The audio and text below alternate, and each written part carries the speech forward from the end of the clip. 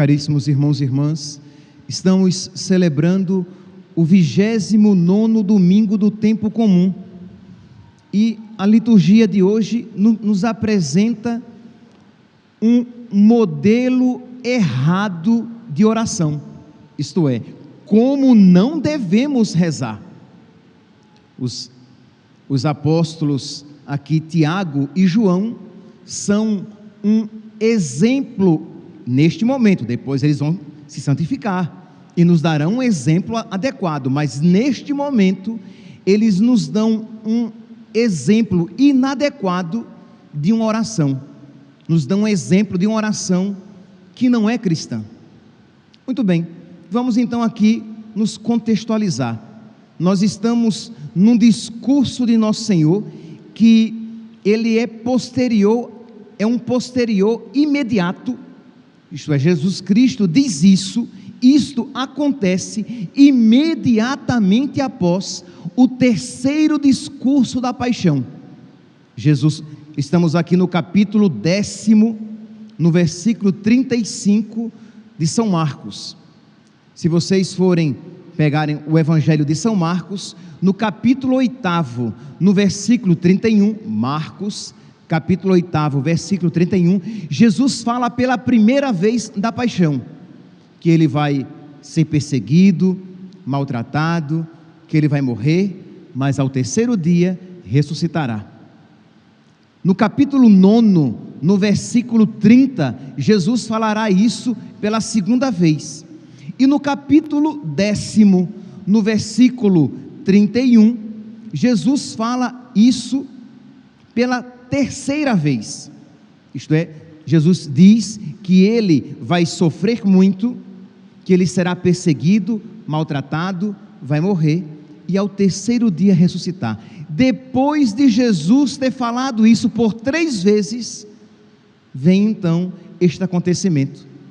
Os apóstolos Tiago e João se colocam diante de Jesus e dizem: Mestre, nós queremos que faça por nós o que vamos pedir. E o que é que eles vão pedir? Ora, imagine, Jesus, o mestre por antonomasia, o mestre, aquele do qual todos os outros devem aprender. Pois bem, Jesus, o Filho de Deus, aquele que ensina com toda sabedoria e adequação, depois que ele ensina 3 vezes, nós esperamos o quê? Agora eles aprenderam. Mas, meus santos, diz a palavra que os apóstolos vão, Tiago e João, e eles pedem honra, eles pedem para que um se sente à esquerda e outro à direita de Jesus. Percebe aqui, meus santos, como o coração dos apóstolos está distante de nosso Senhor. Na carta de São Paulo aos Filipenses, no capítulo 2, no versículo 5, nós podemos ler: tende em vós os mesmos sentimentos de Cristo Jesus. Meus irmãos, nós vemos que os sentimentos que os apóstolos têm no coração são bem diferentes dos sentimentos de Jesus. Enquanto Jesus está falando que ele vai, porque esta é a vontade do Pai, ele será perseguido, maltratado, que ele vai morrer e no terceiro dia ressuscitar, os apóstolos estão procurando uma vida fácil, uma vida indolor, uma vida de satisfação dos seus desejos e das suas vontades. Percebe aqui, meus santos, que infelizmente, às vezes, os nossos corações não são tão diferentes do coração destes apóstolos. Isto é, nós ainda nos escandalizamos com a cruz. Nós não queremos saber de um Deus crucificado. Nós não queremos seguir a vontade de Deus, quando Ele disse: quem quiser me seguir, renuncie a si mesmo, tome a sua cruz e me siga. Meus irmãos, este é o caminho para todos os cristãos, para todos nós, e nós precisamos pedir a Deus que Ele converta o nosso coração. nós precisamos pedir a Deus que Ele mude o nosso coração, para que nós aprendamos com alegria a querer e a fazer a vontade de Deus, para que nós queiramos com alegria a vontade de Deus, porque por fé, não pelos sentimentos, por fé, nós sabemos que a vontade de Deus é sempre a melhor, mesmo que se nos apresente não muito agradável. Se você puder, repita no seu coração: a vontade de Deus é sempre a melhor, mesmo que me pareça má, mesmo que me pareça dolorosa, e às vezes será dolorosa, mesmo que não me pareça agradável, mas Deus quer sempre o melhor para mim. Pois bem, então Jesus, depois de 3 vezes falar a respeito da cruz, daquilo que lhe esperava e consequentemente esperaria aos apóstolos, nós vemos que o coração de Tiago e João não estava em sintonia. E isso é tão verdade que eles querem se sentar um à direita e outro à esquerda de nosso Senhor, e diz aqui o versículo 41, Marcos capítulo 10, versículo 41, quando os outros discípulos ouviram isso, ficaram indignados com Tiago e João. Mas por que eles ficaram indignados? Porque Tiago e João estavam pedindo algo inadequado? Porque Tiago e João estavam pedindo algo diametralmente oposto àquilo que Jesus Cristo tinha ensinado? Não, eles ficaram indignados porque Tiago e João estavam pedindo aquilo que eles queriam pedir, aquilo que eles queriam para ele, porque eles queriam se sentar à direita e à esquerda de nosso Senhor. Eles queriam seguir Jesus, tendo glória, tendo alegria, tendo prazeres neste mundo. Meus santos, às vezes isso acontece conosco. O nosso cristianismo se torna um cristianismo averso, contrário, inimigo da cruz. Vamos à igreja, rezamos, buscamos Jesus porque queremos a vitória. Vamos à igreja, nós rezamos, buscamos Jesus porque queremos prosperidade. Vamos à igreja, fazemos orações, procuramos Jesus porque queremos a cura, a resolução dos nossos problemas. Percebe que isso se torna uma religião interesseira, que você busca Jesus, você até reza, você pratica a sua religião, mas sempre com interesses imanentes, com interesses materialistas. É cura, é vitória, prosperidade, mas você não busca Jesus para se conformar a Ele. Você não busca Jesus para ter um coração semelhante ao dele. Você não busca Jesus porque você o ama e quer estar eternamente com Ele. Não, você busca Jesus porque parece que é um caminho adequado para você fazer a sua vontade, para você alcançar os seus desejos, para você realizar os seus anseios.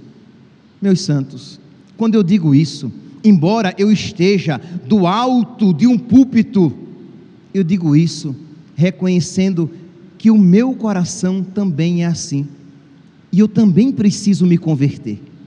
A cada dia eu preciso pedir a Jesus: Senhor, ensina-me a amar os teus caminhos, ensina-me a amar a tua vontade. Eu creio, Senhor, que a tua vontade é sempre a melhor. É claro, meus santos, que a cruz sempre nos põe medo, e quanto menor for a sua fé, maior será o seu medo, e quanto menor for a sua fé, maior será a sua repulsa. Mas vamos apresentar aqui de outra maneira: quanto maior for a sua fé, menor será o seu medo da cruz.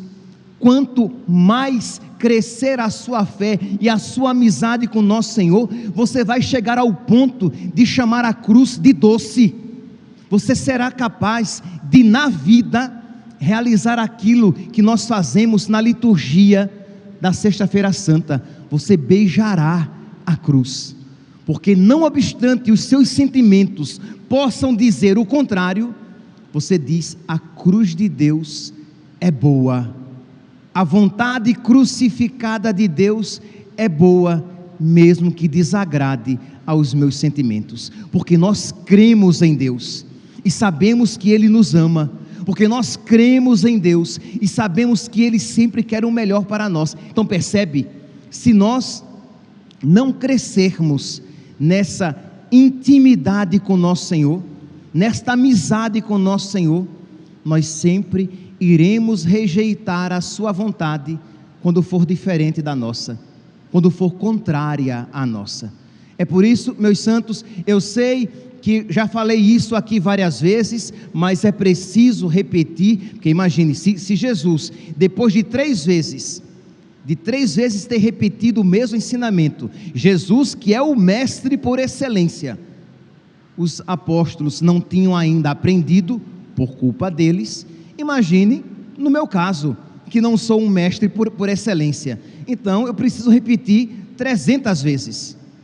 Pois bem, nós precisamos ter vida de oração, para que nós tenhamos connaturalidade com a vontade de Deus, para que nós possamos ter comunhão com a vontade de Deus, para que o ensinamento exterior do Evangelho, ele encontre acolhida na verdade interior que você ama, para que não seja apenas o mestre exterior pregando, mas que haja um mestre interior no coração de cada um, confirmando esta verdade pregada, de modo que você a ouve, você diz: nossa, é uma verdade exigente, mas é a verdade, e eu a quero, Senhor, eu quero fazer a tua vontade. Nós cantamos no início da missa, entramos ouvindo o cântico: eu te seguirei, seguir-te-ei, Senhor. Pois bem, Senhor, eu te seguirei na alegria e na tristeza, na saúde e na doença, todos os dias da minha vida. É um matrimônio espiritual, em que você abraça nosso Senhor, e aí sim, você vai à igreja. Para que você vai à igreja? Para alcançar cura? Para que você vai à igreja? Para ter vitória? Para que você vai à igreja? Para alcançar prosperidade? Não! Você vai à igreja porque você quer conhecer a vontade de Deus para fazê-la e fazer comunhão com Jesus na Eucaristia. Você entra na fila da comunhão porque você quer ter um coração semelhante ao dele, amar o que ele ama, querer o que ele quer, viver como ele viveu. Tende em vós os mesmos sentimentos de Cristo Jesus. Filipenses, capítulo 2, versículo 5. Enquanto neste mundo estivermos, isto será sempre uma meta para nós. O nosso coração que precisa se configurar a cada dia, à vontade de nosso Senhor. E é por isso então que nós rezamos a cada dia. Nós vamos à igreja pelo menos aos domingos, recebemos os sacramentos frequentemente e rezamos todos os dias. Para quê? Para nos configurar a Jesus. Isso que nós ouvimos no Evangelho de hoje, de Tiago e João, e os outros apóstolos também que queriam isso, que apresentam o que eles querem. Imagina, vejam aqui, ouçam novamente, como foi feia a oração dos apóstolos, não apenas feia pelo conteúdo, mas também pela forma, não apenas por aquilo que eles pediram, mas pela maneira como eles pediram. Olha como eles chegaram: mestre, queremos que faças por nós o que vamos pedir. Olha que maneira bonita de se rezar. Mestre, queremos que faça por nós o que vamos pedir. Meus santos, Santo Tomás de Aquino diz que existem 4 critérios para que uma oração seja infalível. Olha aí, o católico gosta às vezes, de oração infalível. Pois bem, 4 critérios de uma oração infalível. Você quer que você reze no poder? Você quer rezar e ter certeza de que a sua oração será atendida? Pois bem, Santo Tomás de Aquino ele dá 4 critérios. Primeiro, a sua oração precisa ser humilde. Você se apresenta diante de Deus, sabendo que o que você vai pedir, você não merece. Você receberá da misericórdia de Deus. Você receberá porque Deus é bom, porque Deus o ama, porque misericórdia e piedade é o Senhor. Ele é amor, é paciência e compaixão. O Senhor é muito bom para com todos, sua ternura abraça toda a criatura. Pois bem, então eu me coloco sabendo que eu não mereço, mas tudo espero receber da misericórdia de Deus. Então, primeira característica da oração, humildade. Segunda característica da oração, perseverança. Eu não posso apresentar o meu pedido hoje e já querer que agora, hoje, eu seja atendido. Batei e vos será aberto, pedi e vos será dado. Então nós, cientes de que não merecemos, mas confiando na misericórdia de Deus e perseverantemente, hoje, amanhã e depois, vamos apresentando a Deus o nosso pedido, para quem sabe um dia aprendamos a querer de verdade o que estamos pedindo, se estivermos pedindo a coisa certa, que às vezes pedimos, mas pedimos com a boca. Senhor, eu quero ser santo. Quer mesmo? Quer mesmo ser santo? Senhor, liberta-me daquele pecado. Quer mesmo ser liberto daquele pecado? Senhor, eu quero progredir na oração.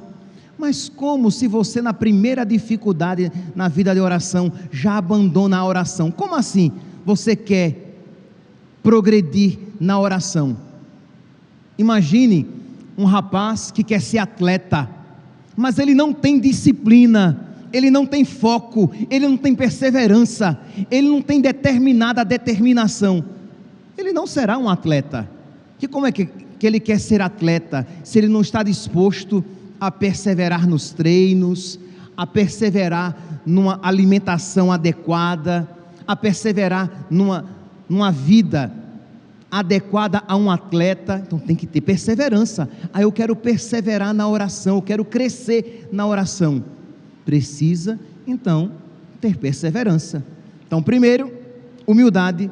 Segundo, perseverança. Terceiro, confiança que Deus vai me atender, que Deus misericordiosamente vai me atender. Então, se amanhã eu tenho que pedir novamente, eu peço não duvidando do seu amor, mas confiando na sua bondade, na sua misericórdia. Então, com humildade, perseverança e confiança, eu vou suplicando. Mas tem o quarto critério, sem o qual nenhuma das 3 condições seriam válidas.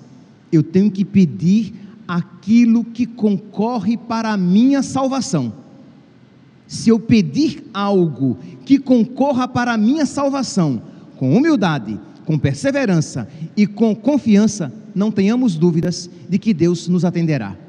Se você pedir, Senhor, eu queria tanto alcançar aquele emprego, conseguir aquele emprego, pode ser que aquele emprego não concorra para a sua salvação eterna. Se você pedir, Senhor, concede-me a graça de ser curado, mas pode ser, meu santinho, de que a sua conversão e o seu caminho para o céu passe por aquela doença, e a finalidade primeira de Deus é nos levar para o céu, é nos alcançar a salvação. Mas se você pede, Senhor, livra-me daquele pecado, Senhor, concede-me a graça de me libertar daquele vício, Senhor, ajuda-me, eu quero amar e amar de verdade. Ah, meu santinho, se isso que você está pedindo concorre para a sua salvação eterna, e concorre, a conversão, a libertação de um vício, o crescimento na prática das virtudes, aprender a ser humilde, a arrancar o orgulho do seu coração, a aprender a amar a Deus sobre todas as coisas. Se você pedir com humildade, com perseverança e com confiança, isso você alcançará. Mas o que os apóstolos aqui pediram, na pessoa de Tiago e João, não concorria para a sua salvação, para a salvação deles, mas para a vaidade. Eles queriam se sentar um à direita e outro à esquerda. Então eles pediram de uma maneira má e pediram aquilo que era inadequado. E os outros apóstolos ficaram enciumados e enraivecidos com isso. Pois bem, então aqui, meus santos, desde o início, então, nós estamos vendo como nós não devemos rezar, e agora nós vimos como deve ser a nossa oração. E aí vem o ponto: mas padre, o que é que eu devo buscar na oração? Meu santo, nós devemos buscar na oração, eu já falei isso, vou apenas expressar de uma maneira bem clara. Nós buscamos a Deus na oração, nós vamos à igreja, nós procuramos ter intimidade com Deus, não para informar a Deus do que nós precisamos, não para determinar a Deus o que Ele deve fazer, mas para que nós recebamos as determinações de Deus, não para informar Deus do que eu preciso, mas para ser informado por Deus daquilo que eu preciso mudar. Então você vai à missa, repito, não para dizer: Senhor, eu quero isso, aquilo e aquilo outro, mas você vai à missa para dizer: Senhor, qual é a tua vontade para a minha vida? Senhor, ensina-me a amar a tua vontade para a minha vida. Quando você entrar hoje na fila da comunhão, você vai entrar para receber Jesus e pedindo, é óbvio, mas eu vou dizer, pedindo a Jesus para fazer comunhão com Ele, porque senão, meu santinho, você entra na fila da comunhão, você recebe o sacramento, você recebe verdadeiramente Jesus na sua boca, mas não faz comunhão com Ele, porque o seu coração está longe, os seus desejos são diametralmente opostos ao de Jesus. Enquanto Jesus quer levar você para o céu, você quer ser feliz a todo custo aqui na terra. Enquanto Jesus quer ensinar você a amar a vontade de Deus em primeiro lugar, você quer realizar os seus desejos de qualquer maneira. Então percebe que você não pode fazer comunhão com aquele que na sua vida terrena procurou sempre fazer a vontade do Pai. Lembre-se, você vai fazer comunhão quando você entra na fila da Eucaristia, você vai fazer comunhão com Jesus. Então você vai ter, o objetivo é esse, ter um coração semelhante ao de Jesus. Como diz São Paulo na carta aos Filipenses, capítulo 2, versículo 5, você vai procurar, recebendo o sacramento, você terá a oportunidade de ter os mesmos sentimentos de Cristo Jesus. Mas quais são os sentimentos de Cristo Jesus? No catecismo, vocês podem pegar depois em casa, hoje é domingo, é um dia adequado para você também estudar a fé. No catecismo, no número 2822, na parte do seja feita a vossa vontade, assim na terra como no céu, que está explicando o Pai Nosso, mas a partir do número 2822, 28:22, vocês encontram a explicação desta parte do Pai Nosso, que muitas vezes nós rezamos desatentamente. Nós rezamos: seja feita a vossa vontade, na terra como ela é feita no céu. Então nós estamos pedindo a Deus que nos ajude a fazer a vontade dEle, da mesma maneira que ela é feita no céu, Pois bem, o catecismo diz que, rezando isso, nós queremos nos configurar a Jesus, que Hebreus capítulo 10, versículo 7, diz o autor da carta aos Hebreus: quando Jesus entrou no mundo, ele disse o quê? Eis que venho fazer a vossa vontade, Senhor. Meus irmãos, esta palavra precisa estar nos nossos lábios. Copie e cole no armário do seu banheiro, na porta da sua geladeira, na penteadeira. Imagine se hoje em dia alguém tem penteadeira, né? Minha mãe tinha penteadeira. Na penteadeira da sua casa, e ponha lá. Você pode colocar até o salmo: eis que venho fazer com prazer a vossa vontade, Senhor. E você reza aquilo, suplicando aquela graça: Senhor, concede-me a graça de procurar fazer sempre com prazer a vossa vontade, Senhor. Eu não quero fazer eu não quero ser um pagão que não faz a tua vontade, e eu não quero ser um escravo que faz a tua vontade com medo da chibata, do chicote. Eu quero fazer com amor, eu quero fazer com devoção, eu quero fazer com prazer a vossa vontade, Senhor. E você reza isso hoje, amanhã e depois. E aí, quando você estiver já com os dentes caindo de tão velho e tão velha, quem sabe você terá aprendido a fazer com prazer a vontade de Deus na sua vida. Meus santos, eu sei que eu estou dizendo o óbvio, mas nós somos ruins, nós somos pecadores. Existe um homem velho dentro de nós que precisa morrer a cada dia. E sabe qual é o alimento do homem velho? A própria vontade. E sabe qual é o alimento do homem novo, de fazer o homem novo crescer? A vontade de Deus. Então, pedir a Deus, e eu digo isso, e eu peço que, por favor, leve a sério. Eu não estou fazendo aqui um recurso retórico, não, eu estou de verdade aconselhando.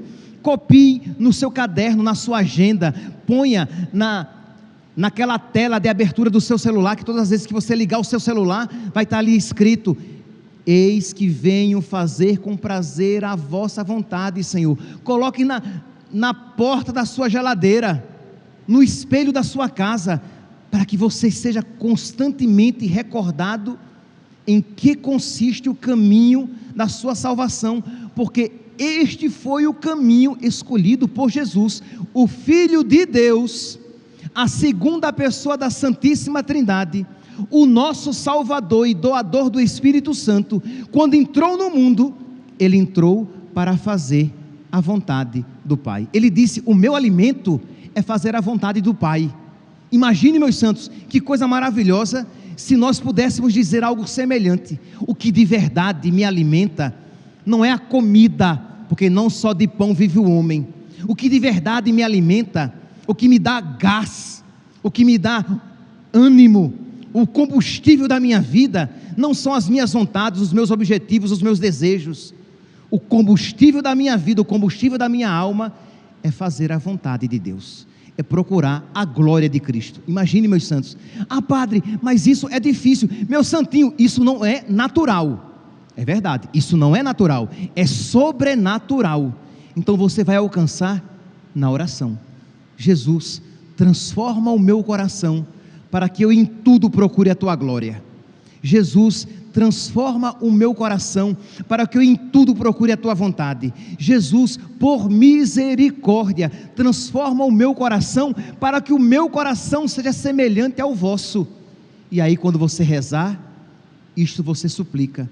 Quando você for à missa, isto você suplica. Quando você ouvir a palavra de Deus, isto você suplica. E quando você recebe Jesus na Eucaristia, isto você suplica. E esta oração, feita com humildade, perseverança, confiança, e que concorre para a sua salvação, no momento adequado será atendida. Então, meus santinhos, nós precisamos pedir a Deus esta graça, senão nós iremos muitas vezes ouvir a vontade de Deus, mas estaremos tão distantes dela como estavam os apóstolos distantes de nosso Senhor.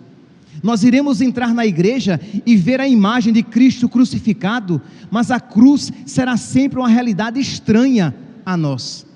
Então precisamos pedir a Deus que nos conceda a amizade com Ele crucificado. Mas continua o catecismo, e aí ele vai dar várias passagens da Sagrada Escritura, mostrando Jesus que procura não fazer a própria vontade, mas a vontade de Deus. Diz aqui Jesus em João, olha aqui que bonito, João capítulo 8, versículo 29, o nosso mestre e Senhor diz: eu sempre faço o que lhe agrada, referindo-se a Deus. Eu sempre faço o que agrada a Deus. Meus santos, aí você vai dizer: ah, padre, mas isso é apenas porque Jesus é Deus. Mas ele disse que aqueles que nele crescem fariam coisas maiores. Santa Teresinha estava tão unida a Jesus, que ela chegava a dizer assim: Jesus, eu quero me unir mais a ti, de modo que não apenas a tua vontade seja minha, mas a minha seja a tua. Imagine, ela pedia a Jesus a graça dela não apenas a vontade de Deus ser a dela, mas dela estar tão unida a Deus, de modo que a vontade dela fosse a de Deus. Então isto é para nós, porque, meus santos, se nós não tivermos esta configuração, esta conformação, esta sintonia com a vontade de Deus, o evangelho será sempre um peso, a nossa religião será sempre um fardo, Deus será sempre um inimigo, e dele nós correremos como correram Adão e Eva quando ouviram os passos de Deus no jardim. Isto é, porque Deus será sempre experimentado como um estraga-prazeres. Se você não tiver vida de oração, você virá à igreja e será sempre uma chatice, porque o padre, se o padre pregar o evangelho, o padre vai ficar falando coisas que você não quer ouvir. Se você não tiver uma verdadeira vida de oração, a sua oração será sempre um tormento, porque será o momento em que você vai ficar lembrando a Deus o que Ele deve dar a você, quando Deus, porque ama você, aquilo não quer dar. E aí você fica pedindo, quando você deveria dizer: Senhor, qual é a tua vontade? Fala, que teu servo escuta. Fala, que a tua serva escuta. E quando você ouvir aquilo que você não gostaria de escutar, você vai dizer: Senhor, ensina-me a amar a tua vontade, porque eu quero, ou então eu quero querer o que tu queres, como tu queres e quando quiseres. Mas converte, Senhor, o meu coração, porque ele é muito duro e ele é muito rebelde, e com facilidade ele se revolta contra a tua vontade. Então seja verdadeiro na sua oração, apresente a fealdade do seu coração. Diga: Jesus, o meu coração é feio, o meu coração é doente, o meu coração é egoísta, o meu coração é vaidoso, mas Jesus, a tua graça me ensina a desejar, a ter um coração semelhante ao teu. Ajuda-me.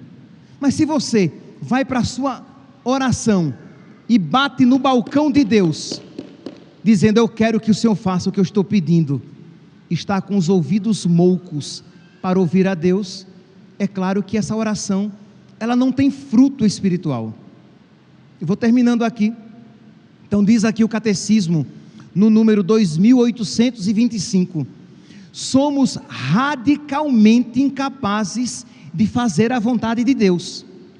Então é verdade, amar a vontade de Deus, nós somos radicalmente, a palavra aqui é forte, esses advérbios, eles tornam mais clara a verdade. Nós somos radicalmente incapazes de renunciar a ti mesmo, toma a tua cruz e segue-me. Nós somos radicalmente incapazes de viver isso, mas unidos a Jesus e com a força do Espírito Santo, podemos entregar-lhe nossa vontade e decidir-nos por acolher o que o seu Filho sempre escolheu: fazer a vontade do Pai. Isto é, pelas nossas próprias forças, isto que eu estou dizendo é impossível a nós. Mas se nós nos unirmos a Jesus, se nós suplicarmos a Jesus a força do Espírito Santo, se nós, quando recebermos a Eucaristia, isso suplicarmos, Ele nos dará a graça de viver isto que Ele está pedindo. Então peça a Jesus: Senhor, eu quero me unir a Ti, eu quero estar tão unido a Ti, de modo, Senhor, que eu não apenas aceite a Tua vontade, mas ame a Tua vontade. E Orígenes, então, um escritor eclesiástico, ele vai dizer assim: aderindo a Cristo, podemos tornar-nos um só espírito com Ele, e com isso realizar a sua vontade. Dessa forma, ela será cumprida perfeitamente na terra, como é cumprida perfeitamente no céu. Então, a chave, o caminho é a união com Cristo, porque senão, meus santos, se nós não rezarmos, se nós não tivermos vida de oração, a nossa religião será sempre estranha, a vontade de Deus será sempre dura, os caminhos de Deus serão sempre contrários aos nossos. Peçamos a Deus esta graça. Você pode baixar a sua cabeça, fazer essa pequena prece. Eu vou terminar a homilia e não vou já imediatamente rezar o credo. Eu convido que cada um aqui apresente a Deus no silêncio do seu coração as suas fraquezas, as suas feiuras, as suas doenças espirituais, o seu medo da cruz, e peça a Jesus a graça de amá-lo de verdade, de crer cada vez mais nele, e que a sua santa vontade é sempre a melhor para você. A graça de se conformar, de se configurar, de se unir mais perfeitamente a Ele, para que a vontade de Deus seja sempre vista como boa e amada por você de todo o coração. Louvado seja nosso Senhor Jesus Cristo, para sempre seja louvado.